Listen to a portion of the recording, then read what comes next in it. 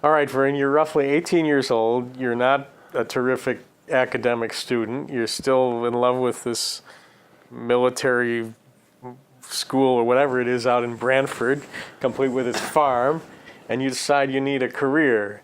And they have piano tuning is one of the things offered there.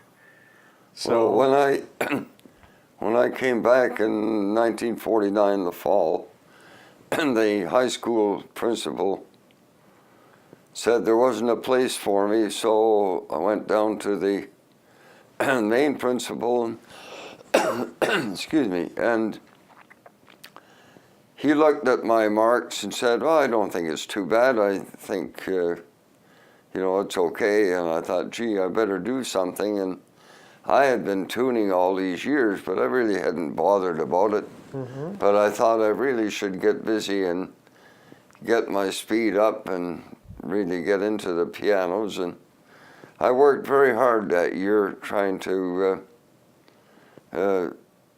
get my tuning up to speed. And my tuning teacher used to take me down to the city, and the city means Brantford. Brantford, that's okay. Right. And he let me tune the piano and make sure it was okay. I could keep the money so long as I bought tools. Well, I still have tools today that I bought that year. Where did you buy those tools? From him? Well, you would buy them. No, you would buy them from Hale Piano Supplies in Boston. I see. But very good. And how could you afford that? Well, with the tuning money that he gave me, okay. Sometimes he would have them, and I would buy them from him. But so I worked very hard that year. And the 1st of May, I had a call from a friend of mine, Terry Chernyowski, who was working in Toronto as a piano tuner for Winter Piano Company, and he said, there's an opening here, do you want to take it? So I thought, sure, I'll try. Pardon me. While you're having a sip of water, I want to go back just a little bit. You said you worked very hard at piano tuning. What does that mean? What was that like? Who was teaching you? Were you just doing it over and over? Did you know you were good at it? How did this work? Our school had 40 pianos in various stages of repair. Okay.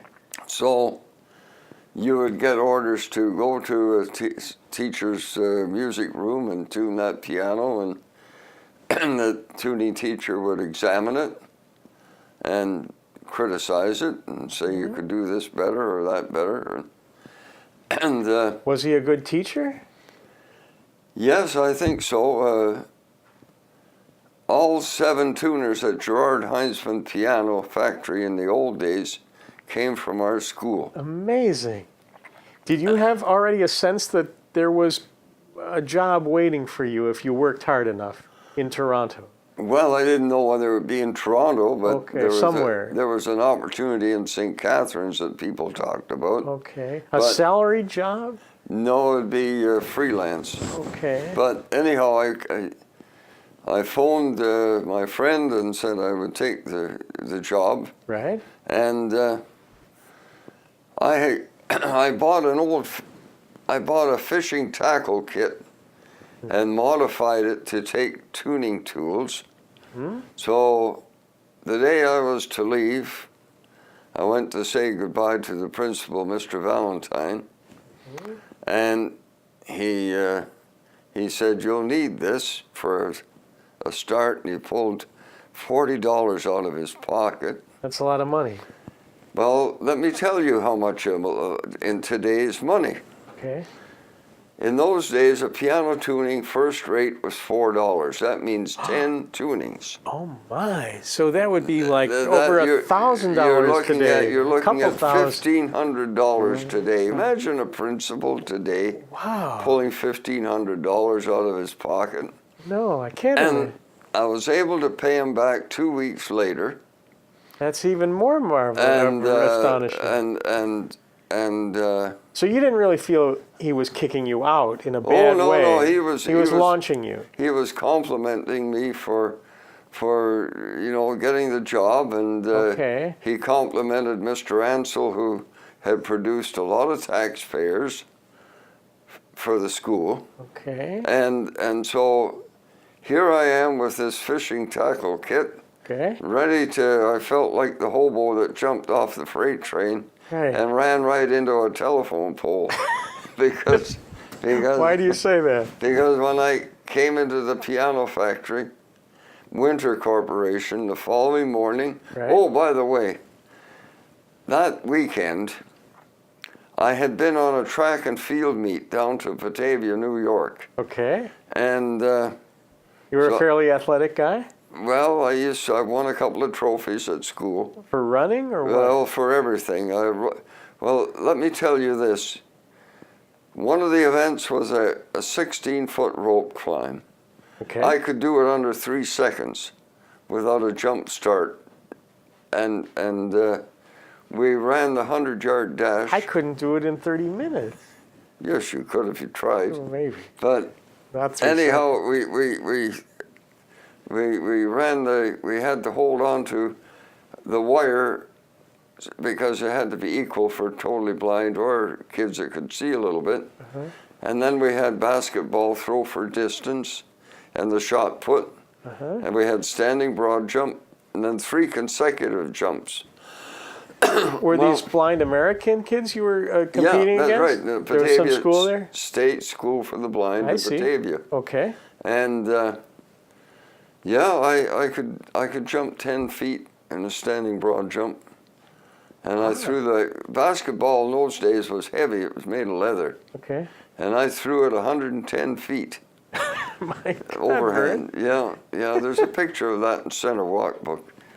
But anyhow, I enjoyed track and field, and we used to go for the belly run or gut shake a mile before breakfast What does when this we were on mean? the team. Belly run. What? Well, you know, you shake up your stomach. You know, you got to run. All right. But you know, so I'm sort of going back a little bit. But anyhow, Okay.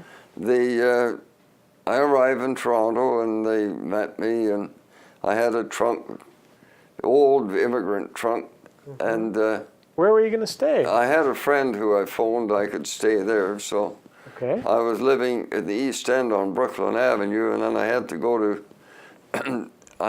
to Davenport, and oh no, it was Annette and Kiel, Oh my. where the factory was. What, by So, streetcar? yeah, buses and streetcars. So There was no subway then. I was there? found my way. No, they were building the subway on Yonge Street. Oh, okay. Yeah, just starting it. So when I got to the factory, that was a rude awakening. Yeah. Yeah, Why? it was dirty, noisy, Uh-huh. you know, and dusty. And tuner, you were about as low as you could get. You Okay. either, to be a tuner, you got to be blind, lazy, or crazy, they'd say. But you were hired to be a tuner? That's right. But don't you need silence for tuning? Sorry. That was a luxury that any piano factory did not afford. I see. Unless you were a tone regulator in a big company, then you might have Okay. a So little. what did a piano factory in the 40s in Toronto look like? Well, How many pianos did they put out? Winter Company was a sub-plant of Mason and Risch. Okay. And well, when I arrived there, I felt like quitting because we expect you to tune 9 pianos a day. Well, I was lucky if I could get through 2. Right. And it was noisy and. You were paid piecework? No, I was paid. I didn't want salary? to go. I paid $35 a week. Could you live on that? Oh yeah, Okay. I paid. I forget $12 a week for room and board. All right. And this is And so 5 days a week you work there? 5 days a week.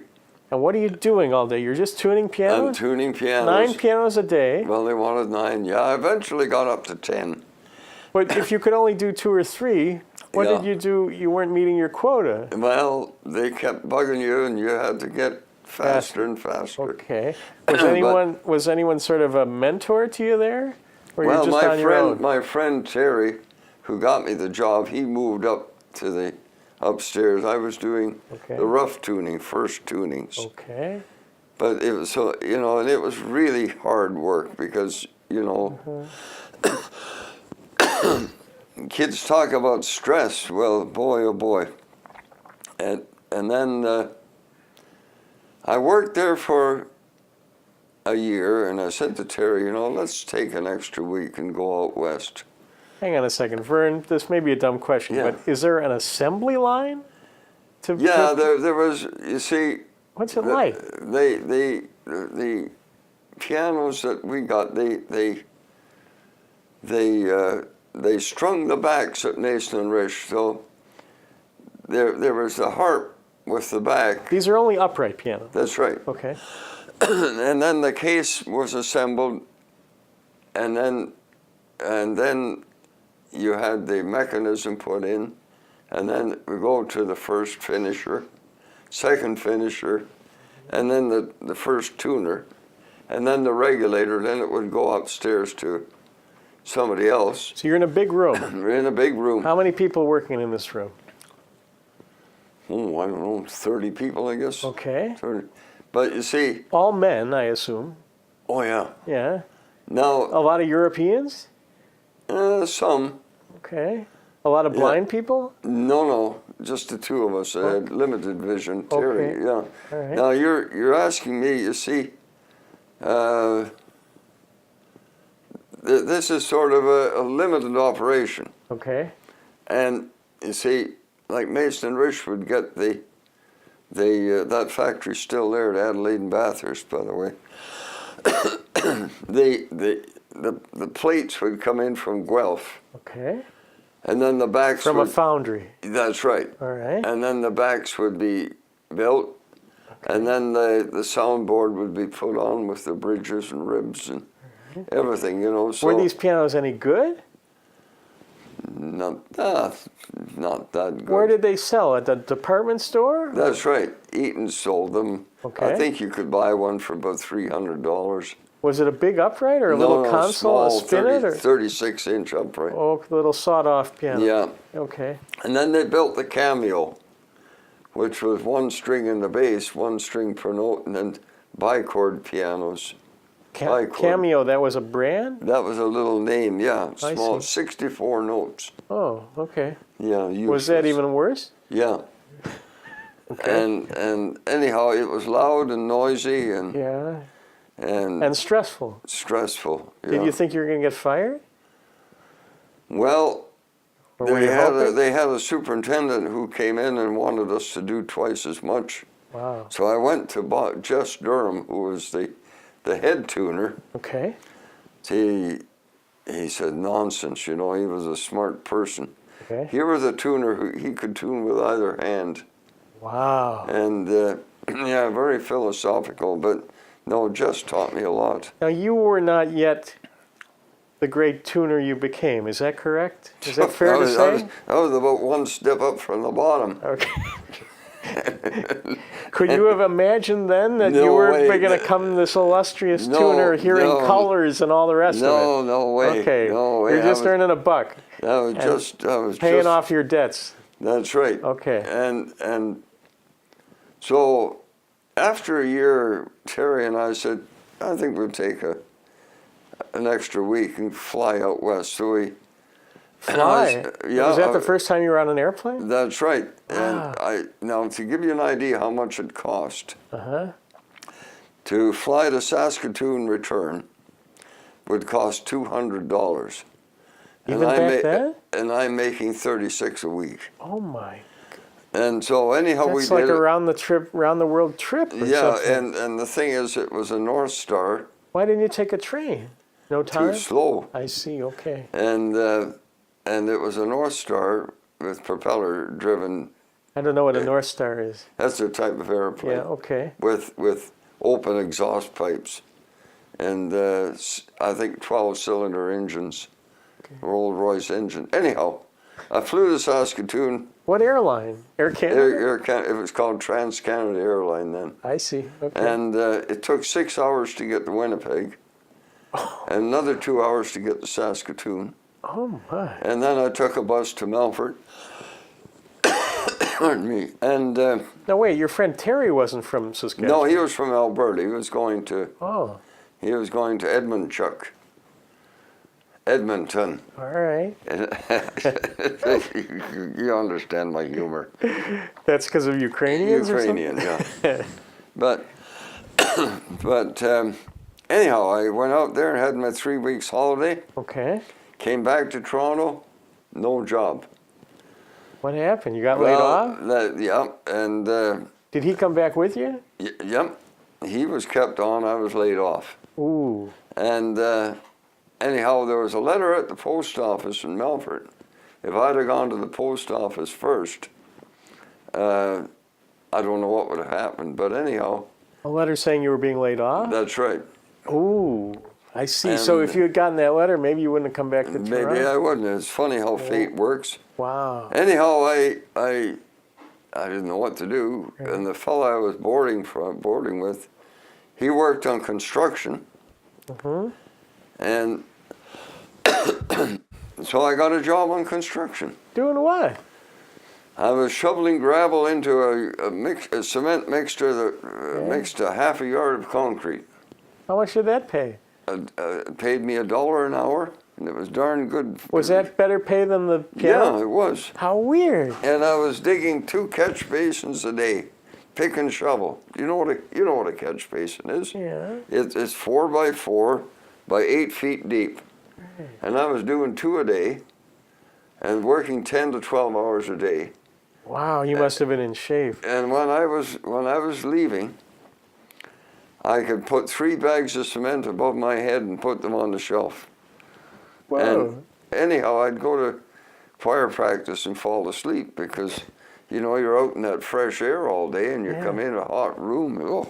Huh. But anyhow, I got laid off about the first part of December at 51. And then I started, I hung The around. construction guys laid you off. That's right. And you hadn't done any piano work in the meantime? Nope. Okay. And then I started getting back into piano. So there was this guy named Henry Neifel, Yeah. a Steinway man, Okay. and he had a shop. So I used to hang around there doing chipping and learning, Okay. and I got back into tuning. I'd knock doors and try and get the odd tuning to do. Uh-huh. And then eventually Mason Rich called me, and I got back in there. But then I guess I was there maybe 6 months Doing what? and doing the rough tuning again But in the Mason Rish in factory. the main factory. Where yeah. was that? Adelaide and Bathurst. Okay. And we used to do 10 pianos a day. Was that a bigger operation than the Winter yes. place? Yeah, it had 8 floors. Wow. Yeah, and Were they decent pianos? nah, they were okay. They're Tennessee tone box, What does that mean? Well, they used to import some from the States that were pretty rough. Yeah? But And put their own name on it? yeah, Wow. but we had all kinds of stenciled Iverson pawns. Okay. And Bill Heinzman wanted a fine tuner. Okay. So the Heinzman Company was in a different league of quality. That's right. All right. And I thought, the bug had bit me then. I thought, gee, I really want to learn something. So I went from doing 10 a day down to doing 4 or 5 a day. Very nice. For more money? A little bit more. Okay. But they had to be perfect. You started work at 7 a.m. Okay. So we used to punch in before 7 a.m. And, With a time card? yep, punch a clock. All right. As a tuner? As a tuner, I was the fine tuner, and I had people under me that were 3 times my age. That was embarrassing. Yeah, were you a better tuner than they were? I guess so. Bill Heinz. Somebody thought so. Yeah. Okay. So anyhow, that was hard work, but Yeah. I really didn't feel I was making progress. After 10 years, I felt I was starting to get someplace. We used to talk about 4 degrees of tuning. A rough, Okay. a fine rough, Okay. a rough fine, and a fine fine. And the difference between the rough fine and fine is a mile apart. Interesting. You know, when I was tuning school pianos. And it took you maybe a decade to get into that That's top. right. Yeah, Interesting. and A rough, a rough fine, a fine rough, and a fine fine. That, yes, you know, Okay. rough fine and a fine.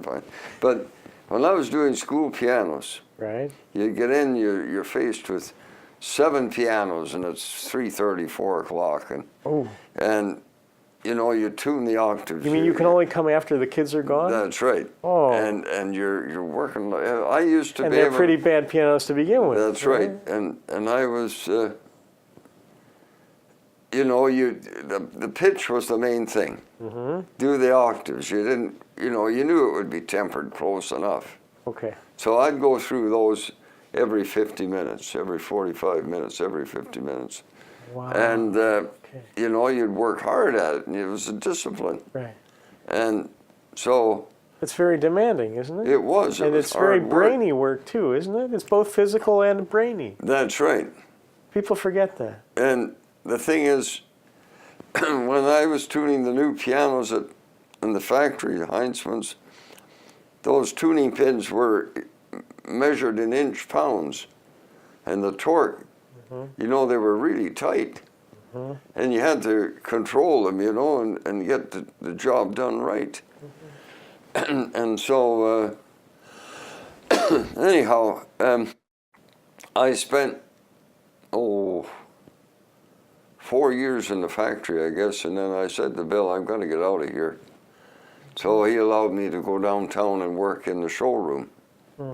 And then I worked on the 3rd floor. Wasn't that better? Yeah, but then there was another sense of responsibility. Then the salesman would come in with a customer, and they'd kick you out, right? They'd keep me waiting, Oh, right. Okay. and so.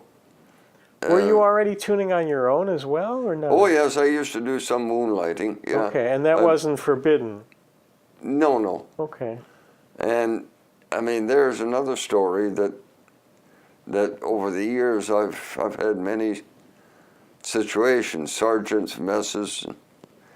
I even took a canoe to a job on the island one time. I was over at the island, and you know, so and I used to, when I went on my own. You canoed over to the Toronto Islands. Well, no, I was on the island. I took a ferry, and the lady said, well, I thought we could get the police launch to take you to the next job, but no, they wouldn't. So she said, hop in the canoe, and I used my tools for ballast, you know, and so we managed to get to the second job paddling a canoe. So, anyhow, yeah. So and your bride Lillian is not on the scene yet?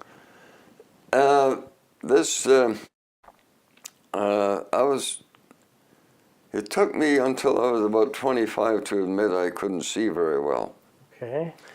And I felt I should start going to church, and this fellow Bill Metcalf. So you probably couldn't see all these women drooling over you either, right? You could throw concrete around, you could bench press, you could canoe. But anyhow, he recommended St. Ansgar because he had been there. Who had? Bill Metcalf, a fellow I was working with. Okay. And he liked the minister, and it was Scandinavian, so he recommended that. And so I came there on a Sunday evening. It was pouring rain. And where was the church then? in the same place. I see. Avenue Road in Lawrence, just the old building. So the minister was speaking in Danish. So I thought, well, it's still raining. I better stay and listen. Oh, gee. And anyhow, after the service, he invited me to the youth group on the following Friday. Okay. So Lillian was part of that youth group. I see. So a couple of years later, we tied the knot. And were there sparks right away? Oh, I don't know. We'd have to ask her. We gradually. She moved to the East End, and I started seeing her home. And how old were you when you got married? 26. And where were you working then? I was working at Heinzmann's. Okay.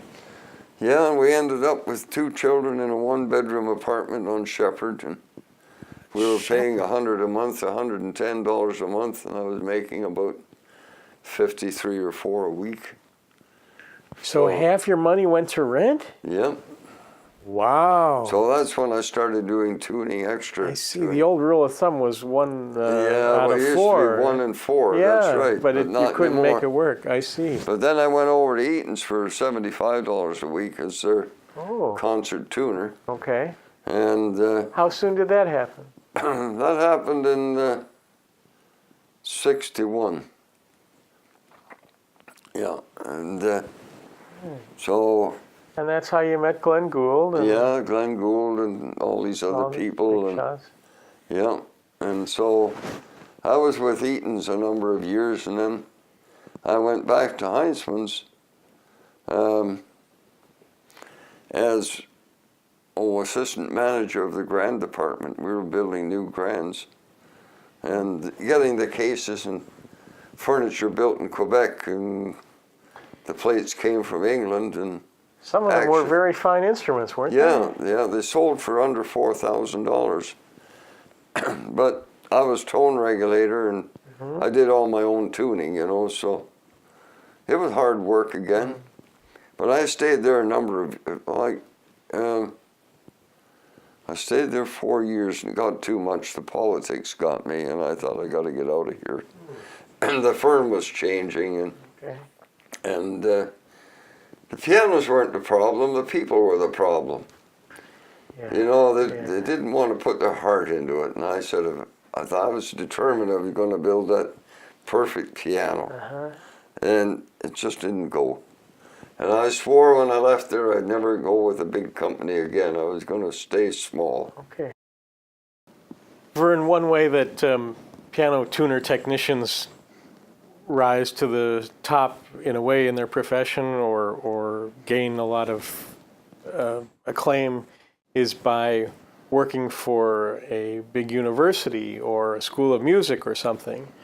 And I just thought it would be nice to have you confirm that at one point in your life you were offered the job to be the chief piano technician at the Eastman School of Music in Rochester. That's right, Peter. But I thought when I asked a chap how many grand pianos they had, he figured about 150, and I thought I had worked in piano factories and showrooms, and I didn't want to upset the family, so I let it go. I didn't even ask about money, but it would be an awesome responsibility, and so I let it go.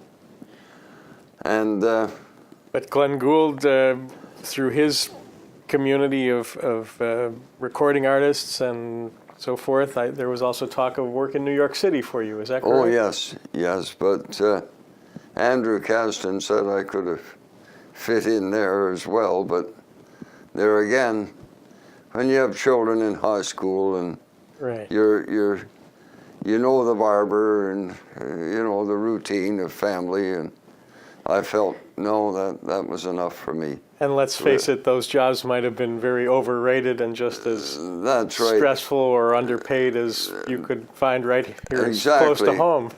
I've had a saying that a bird in the hand is worth 2 in the bush. Right. And so that's my feeling about change. And so here we are. I've got one other topic that I want to discuss with you. And it's not about the trade you were in, but it's something a little more, I don't know if it's spiritual or philosophical, but your relationship to sound and your understanding of sound as color. And you might even want to mention, I remember once years ago you told me about hearing the famous Canadian soprano Teresa Stratas. Well, listening to her sing, I guess it was my ear at the time. I don't hear as well now as I did then. But I could hear 3 harmonics, separate harmonics, in her voice when she sang. Now, everybody has a pattern of sound in their voice. Mm-hmm. Like, for example, I'm in a taxi, and I say to the driver, "Are you from the Gold Coast?" And the driver said, "Are you psychic?" And I said, "No, black magic." But The Gold now Coast means what, Verne? the Gold Coast is the west coast of Africa, Ghana. I see. And I could hear the accent. Right. Everybody has a voice pattern. Sure. And you hear that person's voice. Mm-hmm. And to give you an idea, I had a customer one time, I thought he might have been Igor Gouzenko. He was quite mysterious, and his name was Meldovsky. Okay. And I tuned his piano for a number of years, and then for some reason or other, I didn't see him maybe for 15 years. Mm-hmm. And one Sunday evening, I get this call, and I said, "Meldovsky, how are you? My God, you've taken my voice from 2 million people." He was so surprised I remembered his voice. So there is you have a voice recognition. Mm-hmm. And I was on an Eglinton bus, and just one more little story. I got talking to the driver, and I said, "When did you leave Saskatchewan?" Because he had that accent. And I said, "Are you from around Waka?" "Yeah." And he was Ukrainian born. Well, he was born in Saskatchewan, not Ukraine, but Right. it was a Ukrainian settlement. Okay. So, but here again, now, and you mentioned, Peter, about synesthesia. Yeah. I use that more for my numbers. From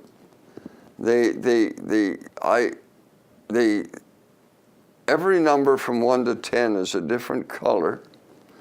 Number 6 is blue, and 2 is green, and so and so. You mean in your view of the world? No, just in my mind. These are the Okay. colors that I remember. You just invented that. The That's 2 is right. green. That's right. Okay. All right.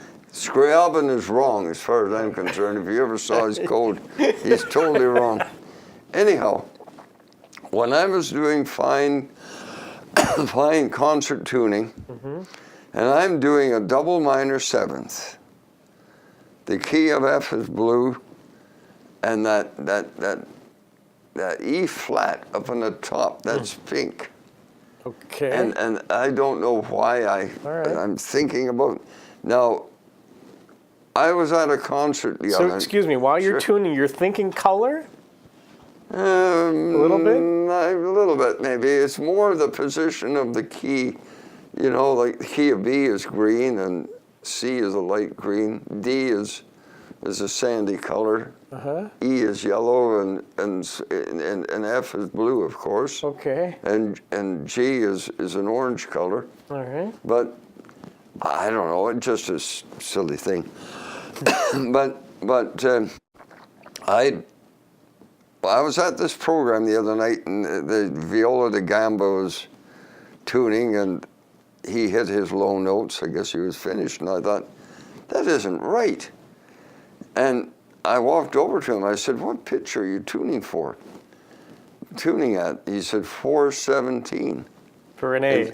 Yeah. Okay. For 440. And what did you say? I said, I just said, it's not up to pitch. No, I don't have perfect pitch, and yet it's in my instinct. Yes. Okay. It's hard to explain. Well, I understand. I know when it's right, Yeah. but I can't, it's hard to explain that. Okay. You're dealing with it so much, Right. and there's nothing worse than having something in the wrong key, and you hear the arrangement for that key. Oh, man. But anyhow, this is part of my synesthesia. Okay. And I had a lady phone me from New York one time when I was interviewed. I think it was Jeff Goods or Tom Allen. And her days of the week were the same as mine.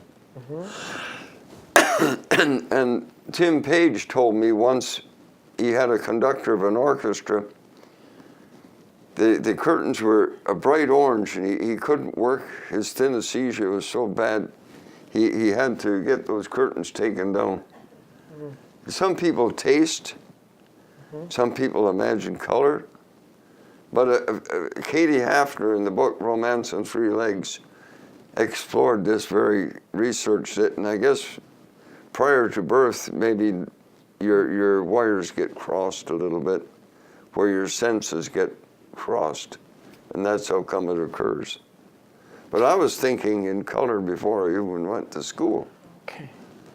Yeah, I don't know why. Verne, when you listen to some of your tunings, for example, on Glenn Gould recordings, does that spur memories, or do you say, yeah, that's my tuning, or remember where I was that day? That's my tuning, and it's I'm glad I don't have to be there, because you're worrying about a string breaking. But what do you hit listening to that says that's my tuning? Can you tell a layman what that is? It's yes, I can hear my tuning. As a matter of fact, my friend who was totally blind, Ron Adams, he phoned me one day. He said, "Swede, I heard your tuning on the radio today. I know it's your tuning." What did he mean by that? He called you Swede because that was your nickname? Yeah, at school. Okay. But he knew my temperament. He knew my tuning. Okay. He could hear those beat frequencies. That was a little different than the next person. That's right.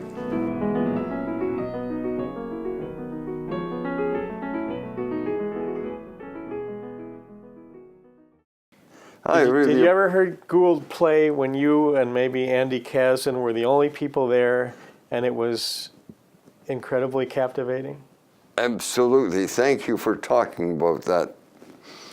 When we would finish a session, and Gould would make out the checks. This is late at night. Late at night, maybe 3 o'clock in the morning. Okay. And he would write me a check. Oh, that's a bad one. That's a bad number. He'd tear it up and make another one. Amazing. Because he had superstitions about numbers. About numbers, that's right. And anyhow, he sat down and played something from the show, like Some Enchanted Evening or something. Glenn Gould played Some Enchanted Evening. Yes, and that is wild. But what I'm getting at is I wished I had a recorder, because that piano came alive. It was like a harmonic fountain. You know, just really rolling out of it. You know, it was unrestricted. He wasn't fettered by a score. Okay. And when he did Bartok, he said, like walking on eggs. He felt pressured doing Bartok. I see. Okay. You know, but when he would play, you know, Some Enchanted Evening, or, you know, something from the shows. Broadway stuff. Broadway stuff, yeah. Or Tin Pan Alley. Yeah. Amazing. But no, he I mean, you should have heard it.